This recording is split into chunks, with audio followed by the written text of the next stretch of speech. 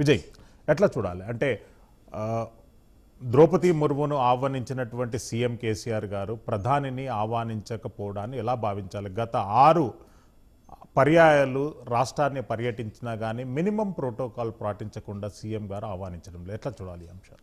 Minimum protocol పాటించింది ప్రధానమంత్రి. ఆయన ఒక దేశ ప్రధానిగా వ్యవహరించటం లేదు.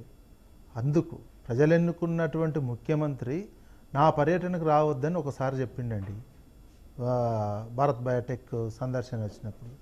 తర్వాత ఏ ముఖ్యమంత్రి ప్రజలు ఎన్నుకున్న ముఖ్యమంత్రి కదా. ఆ సందర్భం వేరండి. మీరు ఆ సందర్భాన్ని ఈ సందర్భాన్ని లింక్ అప్ చేయకూడదు. మీరు యాక్సెప్ట్ చేయకపోవచ్చు. తెలంగాణ ప్రజలుగా మేము తెలంగాణ భారత్ బయోటెక్ సందర్శన గురించి అప్పుడు ఉన్నటువంటి కోవిడ్ ప్రోటోకాల్ ప్రకారంగా మున్సిపల్ ఎలక్షన్ల ప్రచారానికి దిగి చేయేందుకు ఉపయోగపడే అది సార్. మీరు మీ అభిప్రాయం మీకు ఉండొచ్చు. నా అభిప్రాయం మాత్రం అదే. ఒక ప్రధానమంత్రి రాష్ట్ర ముఖ్యమంత్రులను టీమిండియా అని చెప్పినటువంటి ప్రధానమంత్రి ఒక రాష్ట్ర ముఖ్యమంత్రిని ఆ రకంగా అవమానించడం, తెలంగాణని ముఖ్యంగా తెలంగాణను అవమానించినట్టే. ఇప్పుడు ఒకవేళ ప్రధానమంత్రి అమెరికాకు పోయింది అనుకోండి, ఎవరైనా చెకింగ్ అమెరికాలో ఎయిర్పోర్ట్లో ఆయనని షూ ఇప్పమనో ఏదో చెక్ చేస్తే అది భారతీయులందరికీ అవమానమే కదా.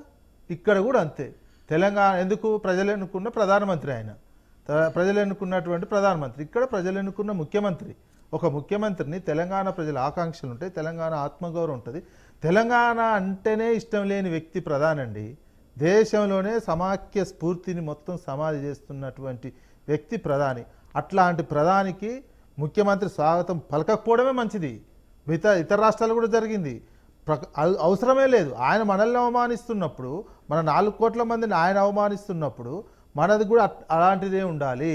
ప్లస్ ఇప్పుడు వస్తున్నాడు 9 సంవత్సరాలకు వచ్చిన తర్వాత ఒక ప్రధానమంత్రి వస్తుండంటే ఏంది? ఇప్పుడు 9 సంవత్సరాలు బడ్జెట్ కూడా అయిపోయింది, 10 ఏళ్ళు పూర్తి అవుతున్నటువంటి సందర్భంలో ప్రారంభోత్సవాలకు రావాలి. ఏదైనా కన్స్ట్రక్షన్ అయిపోయి ప్రారంభోత్సవానికి రావాలి. వస్తున్నది శంకుస్థాపనలు చేయటానికి.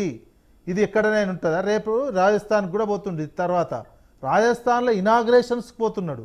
ఇక్కడ శంకుస్థాపనకు స్థానిక బీజేపీ నాయకులు తలకాయ ఆడబెట్టుకుంటారు, తలకాయ ఆడబెట్టుకొని మాట్లాడతారు. 9 సంవత్సరాల నుంచి గిరిజన యూనివర్సిటీ కానీ విభజన చట్టంలో ఉన్నటువంటి కోచ్ ఫ్యాక్టరీ కానీ తీసుకురానటువంటి వాళ్ళు, అదనపు నిధులు తీసుకురానటువంటి వాళ్ళు ఇప్పుడు వచ్చి శంకుస్థాపనలు చేసి ఎన్నడూ చేస్తారు. ఈ శంకుస్థాపన కూడా ఏంది?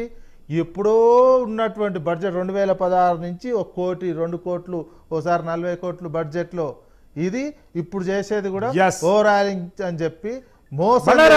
ఎట్లా చూడాలి మోడీ పర్యటన? స్థానికంగా ఉన్నటువంటి